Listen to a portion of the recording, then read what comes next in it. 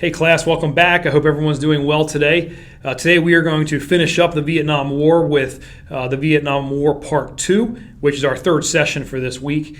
And I wanted to share with you another book that I had pulled off my shelf. Now this book here is by Osprey Military. It's a publishing company that does these types of books, kind of thin books, they've pictures and graphics and drawings inside the books. And part of the PowerPoint coming up today in this lecture, we're going to cover the Tet Offensive, and that was a big military campaign by the North Vietnamese in South Vietnam in 1968, and it's called the Turning Point in Vietnam. And so the picture on the cover here is the U.S. Embassy that the Viet Cong actually invaded in 1968 during Tet. And so just an interesting kind of a book. It has different kind of pictures and what soldiers looked like. And if you're interested in these types of things, there's a battle map, pictures. So if you're interested in that kind of stuff, it's not really a textbook or a book like the previous one I showed you with Vietnam. But this is just a really interesting type of book. So I just pulled it off my shelf to show you that there's different kinds of books out there about Vietnam. They're not all this thick. So today we are going to finish up the lecture on Vietnam. We'll be picking up at the beginning of the ground war when the Marines landed in Da Nang all the way till the evacuation of Saigon in 1975. So stay tuned for the PowerPoint. Okay, students, we are now going to have our final lecture on the Vietnam War, Part 2. And this picture here is a picture of two soldiers, U.S. soldiers, fighting. This picture was actually taken at the famous Hamburger Hill, the Battle of Hamburger Hill, which we'll talk about during this PowerPoint. Okay, so when we left off last time, the U.S. had just sent 3,500 U.S. Marines to land at Da Nang, South Vietnam, and so we'll pick up there for this PowerPoint. The U.S. plan in Vietnam was based on the phases of war that they had planned on, but the phases of war did not pan out the way they wanted.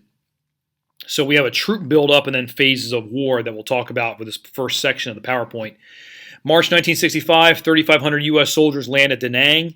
December 1965, the United States now has 200,000 U.S. soldiers in Vietnam. So you just see from March to December, which is only 9 months, you have 200,000 soldiers that are now in Vietnam. And because of the vast need for soldiers there, the United States is going to have to implement a draft. And the draft is going to become a very contentious situation with the anti-war protests. So there's an initial war phase plan, and as I said, this is definitely going to change because the United States did not progress as how they wanted to. Notice at the bottom of the screen it says U.S. expected victory by 1967. So the phases of the war and their planning didn't pan out for the United States as they hoped.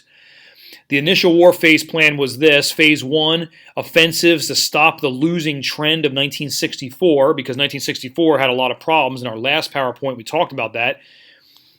And the NVA had really strengthened their military, strengthened the Viet Cong.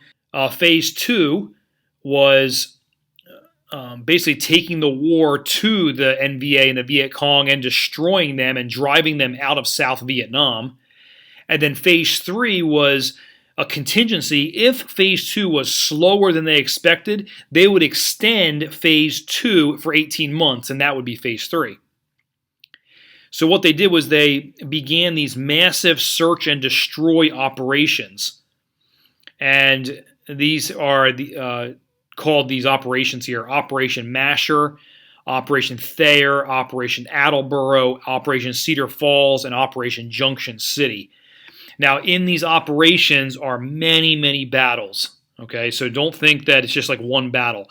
These operations take a long time.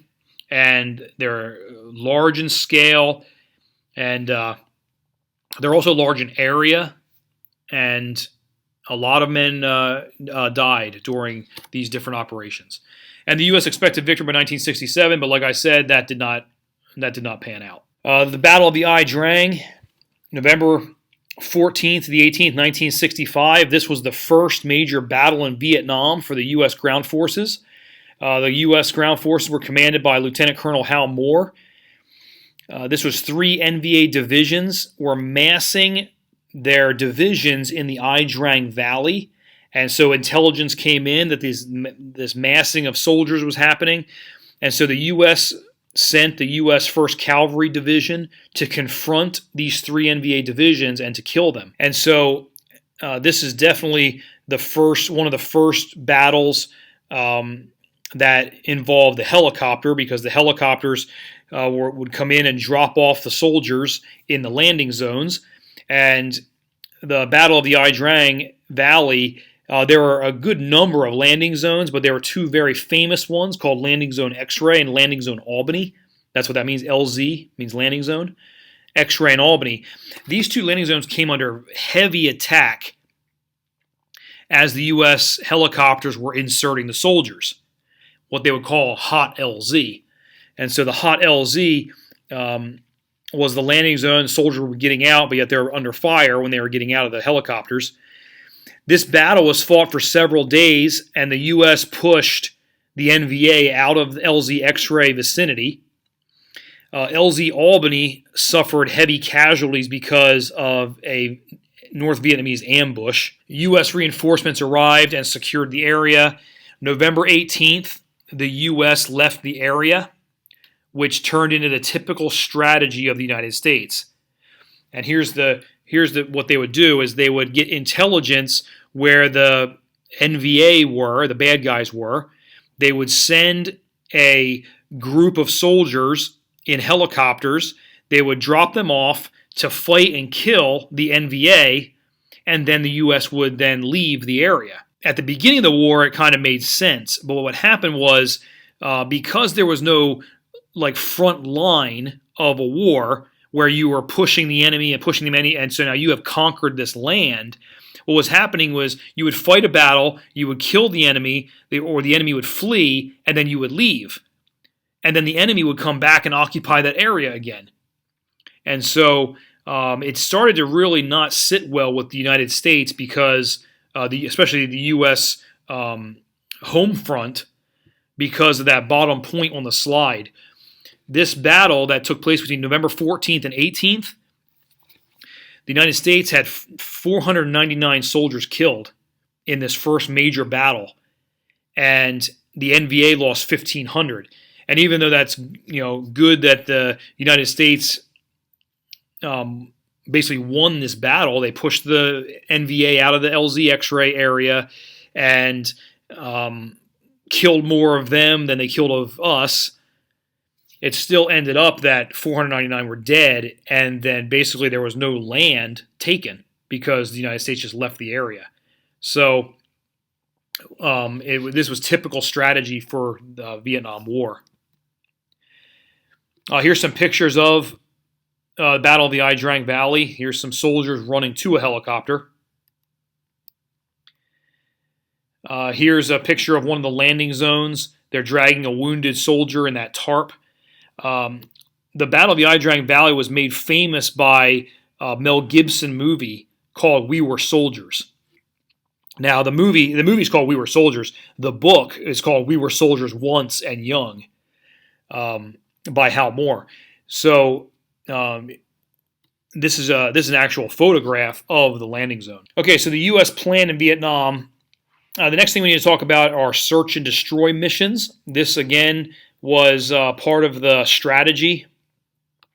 Search and destroy. So rather than fighting frontal assaults of a fixed enemy position or like a front line, because these rarely existed in Vietnam, the U.S. opted for a search and destroy strategy.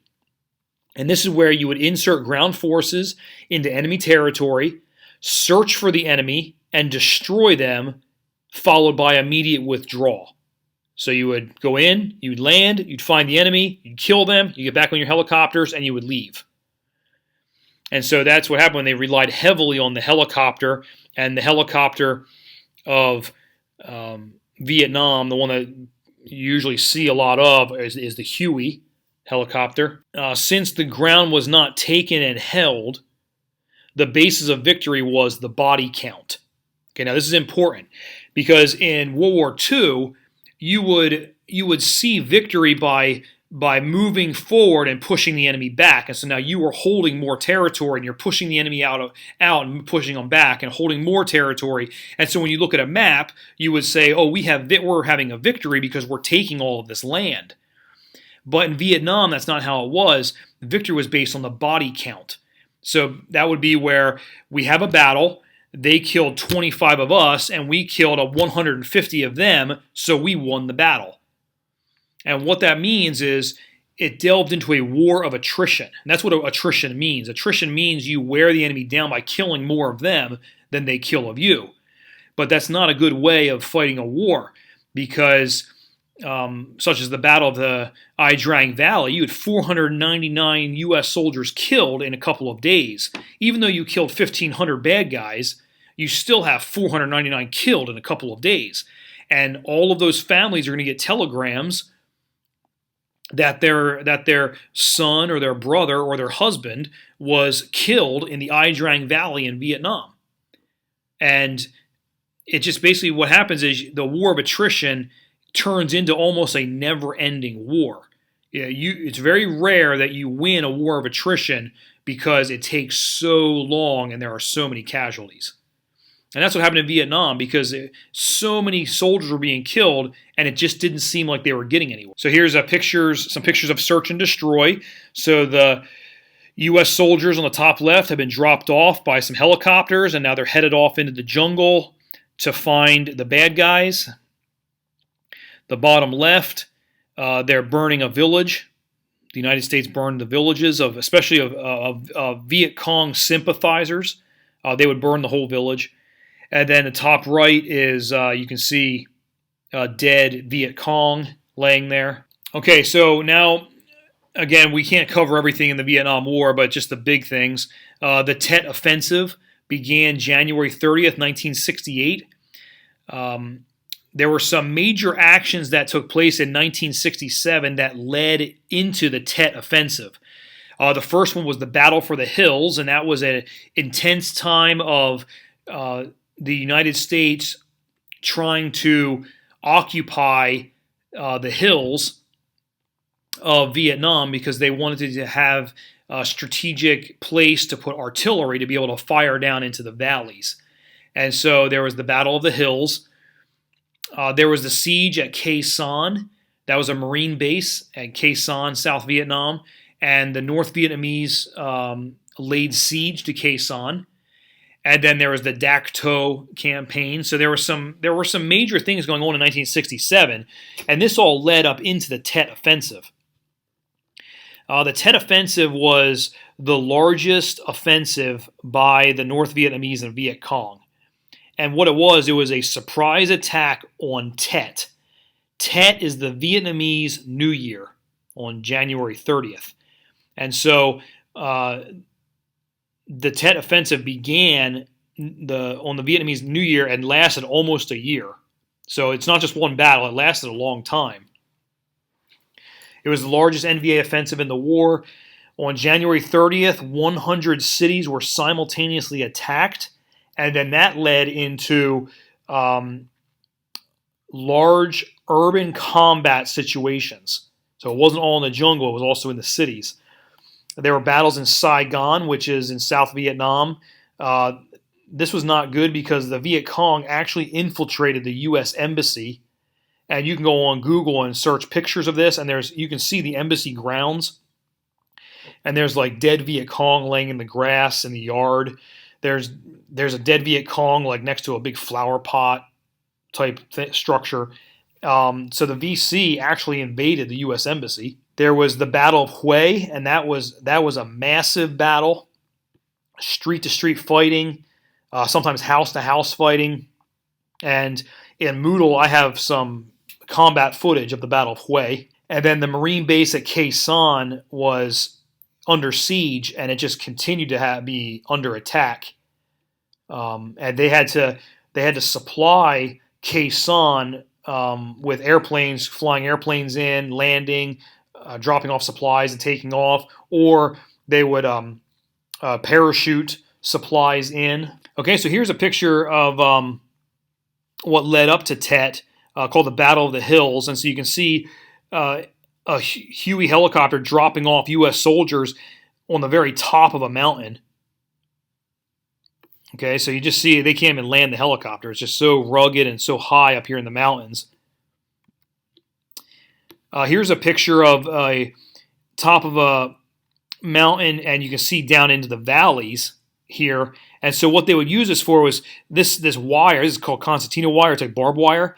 They would surround the top of the hill with barbed wire, and then they would helicopter in artillery pieces, and there would be artillery cannons up here on top of the hill. And if, let's say there's a battle going on over here on this hilltop, and the U.S. soldiers over here on this hilltop where the arrow is needs artillery support, they would call this hill. The hill would then bomb with artillery over here, and they would bomb the NVA over here. So it was a strategy to take a hilltop and then set up a little base up on the hilltop. Here's a picture of some street fighting in the city of Hue. And during the Tet Offensive, which lasted almost a year, it lasted like 10 months. You can see the U.S. deaths were 4,124 dead. Wounded was almost 20,000. NVA deaths was around 17,000, and wounded was 20,000. And so you would say, well, it looks like the United States won that battle because we only lost 4,124 and the NVA lost 17,000, so we won. But again, when parents and wives and families are getting telegrams at home that your loved one was just killed in Vietnam, it just doesn't. It's just not sitting well with the U.S. public, and the war of attrition is just not getting the results that you want. And so another thing, which I didn't really touch too much on it, but this was also a war that was televised, where you could turn on your TV at night and see what was going on in Vietnam because there were cameras and reporters with the soldiers. And so every night you can see the battles going on, and you see the body count, and they would definitely put that on TV, that there was 25 U.S. deaths and 150 NVA deaths, and so we won that battle. But again, it was just the U.S. numbers continue to climb and continue to rise. Okay, another important battle was the Battle for Hamburger Hill, May 1969. The actual name of it is the Battle of Hill 937, but it was nicknamed Hamburger Hill. And that was fought between May 10th to the 20th, 1969. And this is a very important battle that takes place because of what is bolded underneath and underlined there on the second bullet point. The United States fought against an entrenched North Vietnamese army on a heavily jungled hill, but it had little strategic value. And this was a big deal because now we have soldiers dying and what they died for was for absolutely nothing. It had very little strategic value. U.S. commanders directed a frontal assault up the hill. The U.S. 101st Airborne attacked and were repulsed numerous times with heavy casualties. There was bad weather that also hampered their efforts. It all became very muddy. The hill became very muddy. Over the course of the battle, the NVA were decimated, but there were also high U.S. casualties. The final assault began at 10 a.m. on May 20th, and the hill was taken by noon. So the final day, it was taken in 2 hours. There were 630 North Vietnamese Army soldiers killed. 16 days later, on June 5th, 1969, the United States abandoned the hill. And this caused great controversy. because of this. 72 U.S. soldiers were killed and more than 400 were wounded. And so now they're like, the U.S. public is saying, why did we fight this hill where 72 soldiers are dead, 400 plus are wounded, great expenditure of arms and equipment, and then we just left without even holding the hill. It used 5 battalions of infantry and 10 batteries of artillery. So again, a lot of men, a lot of equipment, a lot of arms.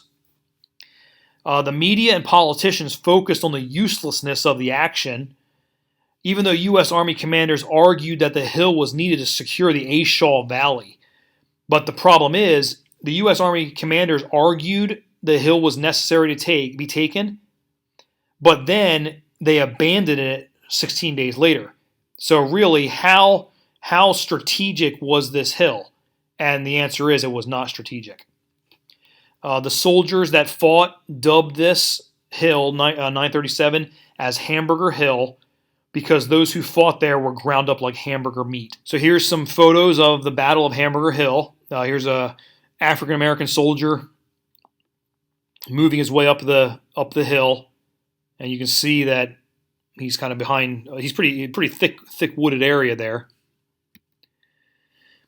Here's a medic giving first aid to a wounded soldier on the side of Hamburger Hill. So here's the wounded soldier, kind of rolled over, and here's the medic.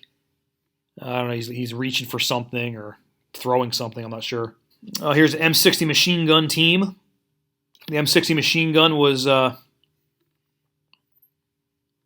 commonly used. It's still used, a version of it is still used today. When I was in the Army, I had the privilege of shooting that weapon. Here's the side of Hamburger Hill, or one side of the Hamburger Hill after the battle. So you can just see how it was decimated. Here's another picture of Hamburger Hill. So again, complete devastation. The jungle is pretty much gone.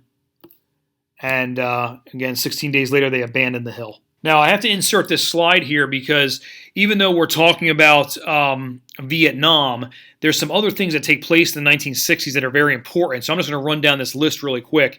The Civil Rights Act of 1964 was signed by Lyndon Johnson. And that's the law that outlaws discrimination based on race, color, religion, sex, and national origin. The law that really changed things with the workplace and with schools, desegregating schools and buses and all of that stuff. The Civil Rights Act of 1964. There was the Watts Race Riots, August 11th to the 16th, 1965, where 34 people were killed in Los Angeles, California, because of a black man was beaten up during his arrest because of some I believe he committed theft, and he was arrested. He was beaten up during the arrest, and so there was riots over that. There's the assassination of Martin Luther King Jr., April 4th, 1968, and because Mid-America is right here near Memphis, it's not too far away from the campus. Martin Luther King Jr. was killed by James Earl Ray in Memphis, Tennessee, at the Lorraine Hotel as he was standing on the balcony type walkway. He was shot and killed. President Lyndon Johnson did not run for a second term. Okay, so in 1968, LBJ announced that he would not run because of health situation issues. Many believe that the reason he did not seek a second term was because he was being heavily criticized for Vietnam. July 21st, 1969, a man walked on the moon. Neil Armstrong and Buzz Aldrin were the first men to walk on the moon. And then August 15th to the 18th, 1969, was the Woodstock Music Festival in upstate New York. So you just think about like hippies and a lot of young people getting together and listening to music. It was a time of protest against the Vietnam War because many songs that were sung at Woodstock were anti-war songs. Here's a picture of Woodstock, and it was 3 days long, and they had all these singers and bands that came out and played on the stage. but during the one day, a quick storm moved through the area and drenched everybody, and the whole place turned into a really muddy area. The next thing we need to talk about is kind of the winding down of Vietnam, and it's called Vietnamization. Vietnamization was the new U.S. strategy in Vietnam under President Richard Nixon. So after LBJ did not run for president again, Richard Nixon ran and he became president, and this was the new strategy. Vietnamization was the plan to hand the war back over to the South Vietnamese and reduce the number of U.S. ground forces. So now remember, back in the early 1960s, you have the South Vietnamese fighting the war with U.S. advisors. Then the United States takes over the war, puts a whole bunch of U.S. soldiers there, and many were killed. And now the plan is to give the war back to the South Vietnamese and withdraw the U.S. soldiers from Vietnam. Again, if you think about this with the public opinion, it doesn't make sense. Like, what do we go there to do in the first place? It's like we didn't do the job that we were supposed to do. So the plan was Vietnamization, where the South Vietnamese army will be built up and equipped by the time the United States leaves. So as U.S. forces are being reduced in number, where the U.S. forces will be building up the South Vietnamese army. Ultimately, it would fail because the U.S. left and the North Vietnamese conquered the South Vietnamese army and conquered South Vietnam in 1975. So on the right-hand side, you see the numbers of soldiers in Vietnam through the years. And so beginning in 1964, you have 23,300, and then it increases to almost 200,000, 385,000, 1967, 485,000. 1968 was the height of the number in Vietnam. 536,100 were in Vietnam. And then it starts to be reduced, starts to be reduced. Now, this is a drastic reduction. From 1971 to 72, you drop down to 24,200. So you're going back to almost the same number as the beginning. And then by 1975, the United States closes up the embassy and leaves. So in public opinion, it was basically like, why did we go and fight there if we just ended up just leaving? So it did not sit well with the U.S. public. Okay, well, let's talk now about the war at home. What was going on in the United States during Vietnam in regards to the war? At the start of the war, there was overwhelming support for the war in Vietnam. So in the early 1960s, the United States, the public, U.S. citizens, they were all for stopping communism. Go there, protect the South Vietnamese from this communist North, all of that. They were supporting the war. But by the end of the war, there was very little support left. The reasons were the war was dragging on with no end in sight. Tens of thousands of soldiers were being killed. It led to a distrust in the U.S. government. There was little support also because of the draft. The reason is that the draft had all kinds of strings attached to it. First off, because the standing army was not large enough to conduct a war the size of Vietnam, the size of the Vietnam War, the government had to institute the draft. Now, the draft caused a lot of problems because first there was the protests, and so people protesting would obviously protest against the draft. The draft, you have to register for the draft, and so the people refused to register for the draft, and then which was called draft dodgers. And then there were people that would burn their draft cards and all that stuff. Also, it was kind of a unbalanced draft where you had a lot of, especially white men in universities and colleges were exempt from the draft because of their education. Because they were in school, they were exempt from the draft. But to go to college back then, a lot of it was, you had to be a little bit more wealthier to be able to go to college. So when you think of who was being drafted, well, there were a lot of minorities drafted, a lot of African Americans drafted. There were also whites drafted too. I'm not saying that there weren't, but the draft was unbalanced, and that caused a lot of problems with the American public. There was also social revolutions that were taking place at home. You had rebellion against authority, rebellion against the government, and so again, if you're rebelling against the government, you will not be supporting what they're doing for the most part, and the largest task that they have is the Vietnam War, so you're not going to support the Vietnam War. There was the drug revolution, where there was a lot of drugs being used. There was the hippie movement, which was just, free lifestyle, free drugs, free love, a lot of music had to do with the hippie movement, psychedelic type music. There was also the sexual revolutions, where the tagline for the sexual revolution of the 1960s was "Make love, not war," and so with that tagline, you're against the government, you're against the war in Vietnam, and instead of making war, you would go out and you would make love, and there was a lot of loose living, especially among college students in the United States. This is not the revolutions of the 1970s. This is revolutions of the 1960s. The rebellion, the drugs, the hippie, the music, and the sexual revolution. That was all of the 1960s. The 1970s was a little bit different with the feminist movement and all of that. But the 1960s had quite a few social revolutions. There were protests on college campuses. The very famous one was Kent State, Ohio.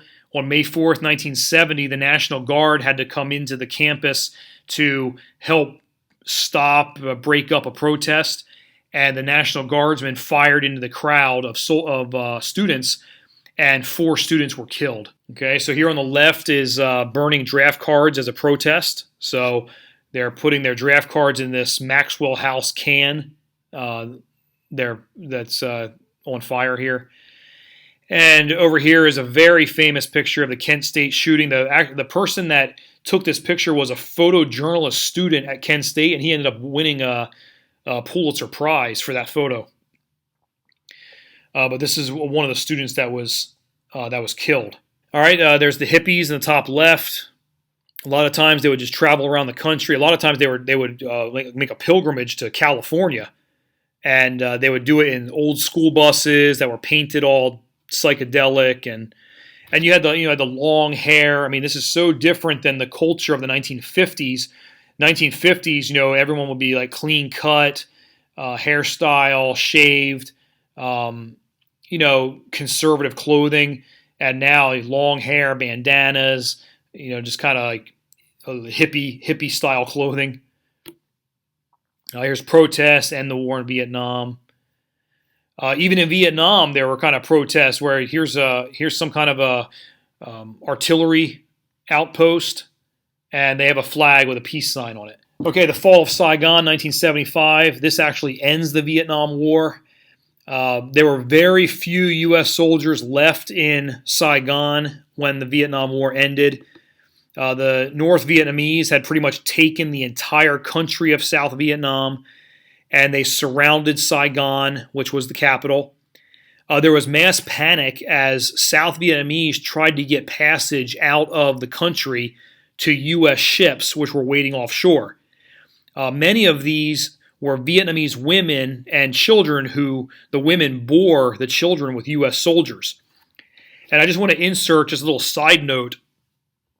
During the Vietnam War, because we were there for so long, there was kind of like a culture that was established, especially in Saigon, where Saigon became a city that was very Americanized, and there were a lot of soldiers that would go on, they would have rest and relaxation in Saigon, and and they would go on leave in Saigon, and they would just go out into the city. Well, a lot of the soldiers, they ended up getting girlfriends. Some of them, actually, those that were based in Saigon, they would move in with their girlfriends.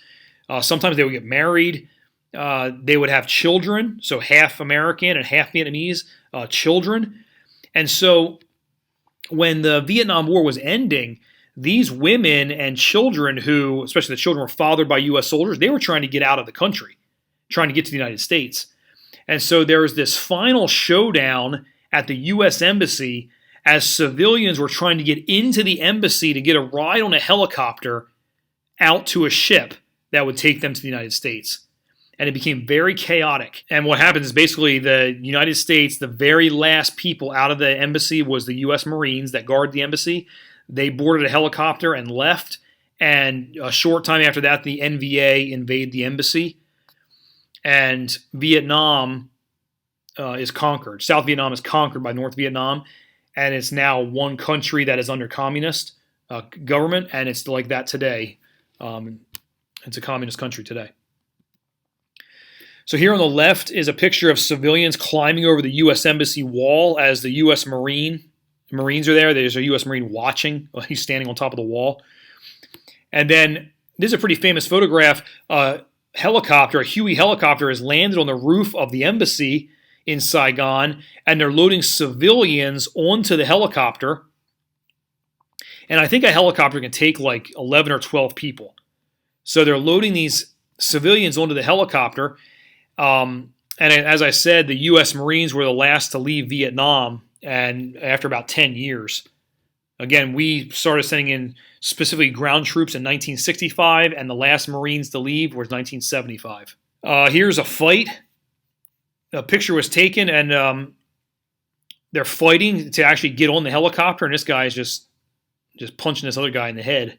Out in the ocean where the aircraft carriers were waiting, they were running out of room because of the helicopters, and so some of the helicopters ended up getting pushed into the ocean. And so here you see a bunch of sailors dumping a Huey over the edge of the aircraft carrier to make room for more Hueys to land. And then this picture here is an NVA tank crushing the front gate of the U.S. Embassy in Saigon. And so there were no more Americans even left in the embassy. They had already been flown out. But this is the North Vietnamese flag, and they're coming in. And this is definitely, if you know anything about military armor, this is definitely a Russian tank. So you can just tell that the Russians were backing the North Vietnamese. Okay, so just to close this out, here's a picture of some statistics of the deaths and wounded and all of that. We'll just focus in here on the top one, U.S. forces. 47,378 were killed in direct combat. And then this little subnote, number 1, there's an additional 10,824 non-hostile deaths for a total of 58,202. And that's pretty much the total number that is given for those killed in Vietnam is around 58,000 soldiers. Compared to 1.1 million NVA. And so you think about this whole body count thing. You have 58,000 U.S. soldiers dead compared to 1.1 million NVA dead. You would say, oh, well, the NVA lost and the United States, we won the war. But the slide I just showed you shows the NVA going into the capital city. And it's because the body count war of attrition doesn't work. And so these are the dead, 47, or total is 58,202. 304,000 wounded. There's missing, and that's kind of like the POW flag that you think of, because many people believe that the missing in action ended up staying in Vietnam, taking to North Vietnam and being in prison camps. Here's the South Vietnamese Army, so a lot more of them were killed and wounded. And then there's others, the Australians fought. There's others that fought with us. Here's a picture of the Vietnam Wall Memorial in Washington, D.C. I don't know if any of you have ever been there. I've been there. It's really a sobering memorial. When you walk in, it kind of goes down like kind of on an angle, on an incline. So you walk down into this, and the panels get taller and taller, and it's just the names of all the U.S. soldiers that were killed in Vietnam.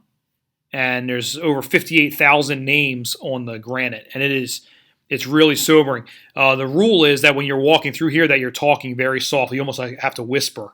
Okay, that's it for this PowerPoint lecture. I'll see you in a second. Okay, class, that's it for the Vietnam War, and pretty much wraps up our week. We are really on the downhill here, heading into the very end of the semester. Next time, we will be looking at the Middle East, just a few things about the Middle East that lead into some turbulent times in the 60s, 70s, and all the way kind of until today. And then our very final lecture next time will be a look at 9/11, when the World Trade Center was attacked in New York City, and the Pentagon and all of that. So we'll be looking at 9/11 for our final video lecture. And then the final exam I have in the syllabus is a review day. I'm not sure if I'll put a video out for the final exam review. I might. If it is, it's going to be a short one to kind of go along with the study guide that I'll have on Moodle for you for the final exam, because we are coming to the end.